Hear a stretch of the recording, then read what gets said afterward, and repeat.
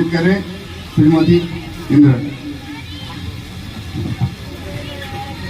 सर्वप्रथम बाबा साहब के चरणों में मैं नमन करती हूँ, कोटि कोटि प्रणाम करती हूँ।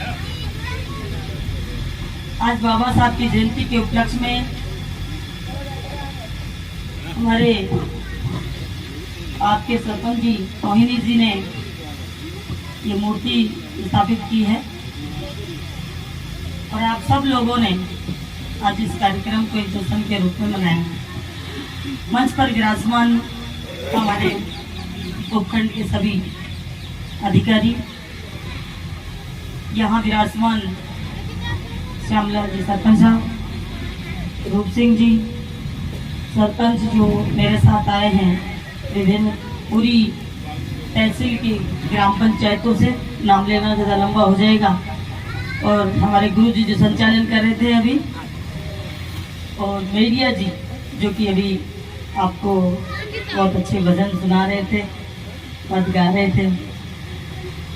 यहाँ विराजमान सभी कांग्रेस पार्टी के कार्यकर्ता, पूर्व सरपंच जी, वर्तमान सरपंच जी और हमारे हरिप्रसाद जी, यहाँ विराजमान मेरी माता बहनें, सभी आम बस्ती के मेरे पिता तुल्य बुजुर्ग, सभी पंच पटेल, सभी युवा भाई।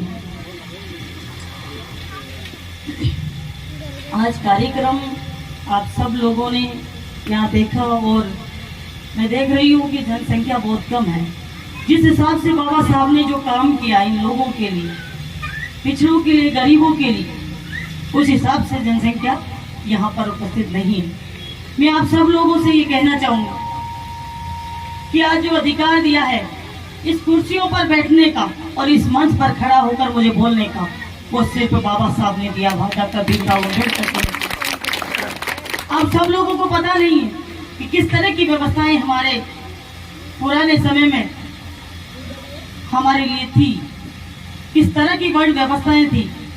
अभी हमारे बलराम जी गायक कलाकार जो आपको सुना रहे थे कि अलग अलग जातियों ने भगवानों को बांट लिया। ये कह रहे थे कि दो जातियां ऐसी रही है जिनके भगवान नहीं है। मैं बताना चाहूंगी एक भी जाति ऐसी नहीं है, एक भी समाज ऐसा नहीं है जिसका कोई भगवान नहीं है। और ये भगवान किसने बनाए? ये हमारे जैसे नेताओं ने बनाए भगवान। ये हमारे जैसे जिनको स्वार्थ होगा, किस तरीके से बांटना है लोगों को, किस तरीके से धर्मों में डिवाइड करना है, किस तरीके से जातिवाद में डिवाइड करना है, किस तरीके से क्षेत्रवाद में डिवाइड करना है, उन लोगों ने ये चीजें बनाई है। जबकि आप सब लोगों को ये ध्यान होना चाहिए कि असली भगवान कौन है। असली भगवान कौन है?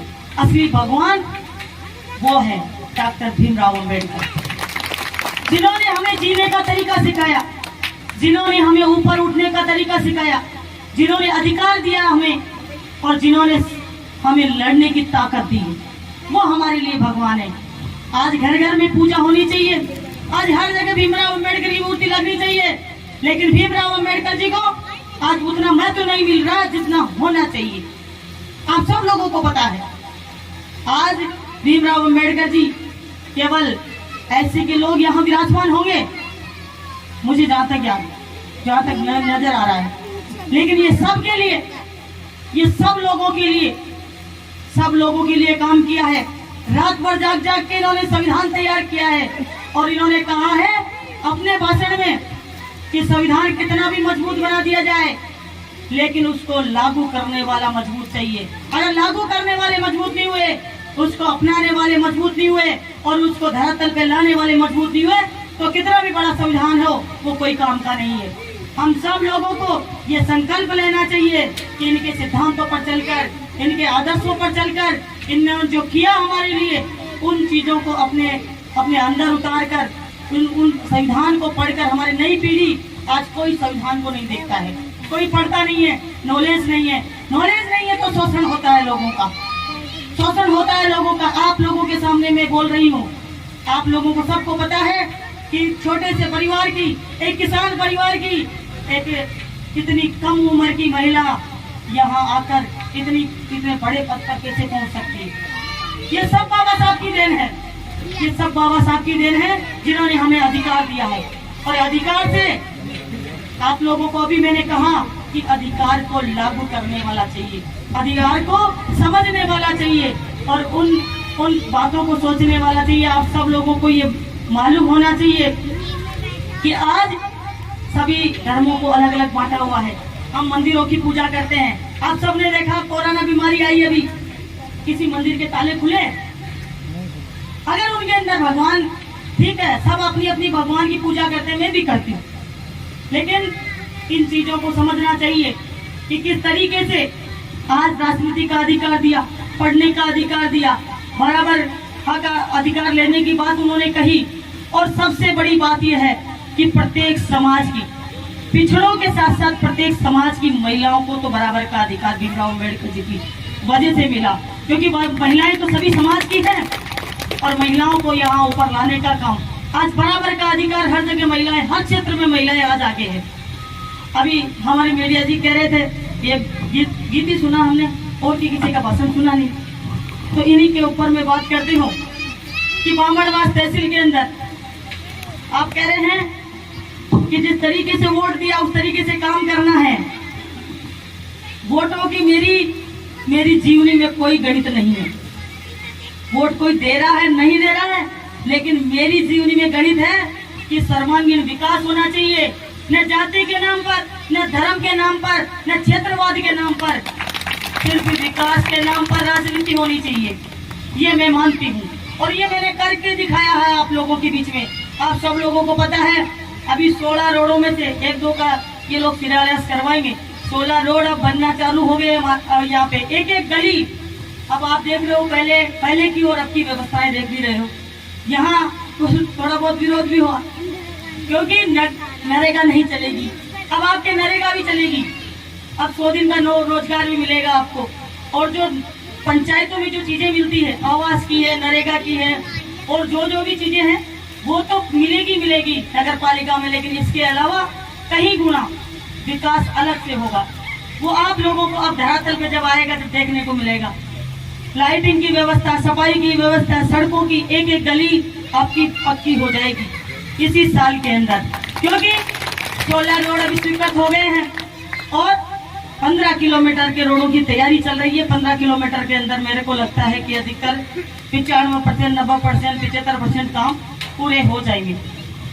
इसी प्रकार अभी गुरुजी कह रहे थे कि यहाँ से हाईवे, तो हाईवे आप सबको पता होना चाहिए, हाईवे निकलवाया यहाँ से बालाजी के, हमारे एक गायक कलाकार है, वो गीत गा रहे हैं कि बालाजी के ढोक्याओं दिन के दिन जाके मेहंदीपुर बालाजी के। और आप देखते रहोगे, आप बताते रहोगे, आप मुझे कहते रहोगे, मैं काम करती रहूंगी, कामों में कहीं भी किसी प्रकार की कमी नहीं आने दूंगी। मेरा वादा है आपसे। वोटों की कतई बात नहीं है, वोट देंगे नहीं देंगे कोई मतलब नहीं है, लेकिन विकास में किसी प्रकार की कमी नहीं आने दूंगी, ये मेरा वादा है आपसे। आप सबने देखा होगा, आप सबने देखा किस तरीके से यहाँ की लोग कहते थे यहाँ पर ये नहीं हो रहा, वो नहीं हो रहा। अब धीरे धीरे सारी चीजें धरातल पे आने लगी है। मैं चाहती हूँ आप सब लोग भी, कई सारी चीजें मुझे सामने सुनने को मिलती है। आप सब लोग उस दिन सरपंच जी गए और यहाँ की कमेटी गई, उन लोगों को मैंने बताया आप लोग संपर्क में कम रहते हो। आप लोग जैसे कई सारी चीजें होती है आप ये कि कभी कुछ नहीं हो रहा, कभी कुछ नहीं हो रहा, कभी कुछ नहीं हो रहा। तो आप सब लोगों को मेरे नंबर पता है सबको, सीधा मुझे कॉल करिए, किसी भी समय कॉल करिए। आप लोगों का प्रत्येक काम होगा और आपका कॉल अगर नहीं उठ पाए तो आप मैसेज कर दीजिए, मैसेज कर दीजिए। अभी एक दिन एक लड़के ने मैसेज किया मुझे कि मैडम यहाँ ऐसे ऐसे हो रहा है। मैंने तुरंत उसको जैसे ही समय मिला मैंने कॉल किया और कॉल करके उसकी समस्याएं पूछी। और इसी प्रकार मेरी ये जो कार्यशैली है उसमें किसी प्रकार का परिवर्तन नहीं आएगा। ये कार्यशैली इसी तरीके से चलती रहेगी। गरीब, किसान, मजदूर लोगों के लिए सबसे पहले मैं तैयार हूँ और उन लोगों का काम मैं सबसे पहले करूँगी। आप निश्चिंत रहें, जो भी मेरे लायक काम हो मैं हमेशा आप लोगों के लिए तैयार हूँ। आप सब लोगों का, आप लोगों ने मेरा सम्मान किया, स्वागत किया, बुलाया, आप सबसे मुलाकात हुई, मिलना हुआ और आप सब लोगों से बात हुई। आज बाबा साहब की अम्बेडकर जयंती है और उसी उपलक्ष्य में आपने ये मूर्ति का यहाँ ये कार्यक्रम रखा है। ये बहुत ही अच्छी चीज़ है कि आप लोगों को समय समय पर ऐसी कार्यक्रम होते रहने चाहिए इन चीजों को याद करता रहना चाहिए, ताकि हमें हमारे पिछला जो हमारे साथ था, अब हमें आगे क्या करना है वो चीजों के बारे में हमें जानकारी मिलती रही। आप सब लोगों को बहुत बहुत धन्यवाद चाहिए। और अभी गुरुजी ने कहा अम्बेडकर भवन की बात कर रहे हैं। अम्बेडकर भवन के लिए मैंने साल भर से 1.5 साल से मैंने बोल दिया है कि जहाँ पर भी जमीन हो जमीन अलॉट करवाइए, उसके बाद में हम पैसे लाने का काम करेंगे। पहले जमीन आप देख के कहीं पर भी मुझे बता दीजिए। ये ऐसी सरकार की योजना होगी तो ठीक है, नहीं होगी तो कोई योजना अपन निकाल लेंगे, लेकिन अपन काम कराएंगे। काम कोई भी भारी नहीं है, ये आप ध्यान रखो।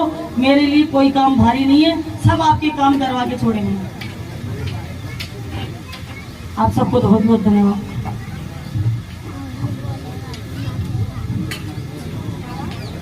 सभी को ढेर सारी बधाई। बाबा साहब की जयंती पर हार्दिक बधाई व शुभकामनाएं। जय हिंद।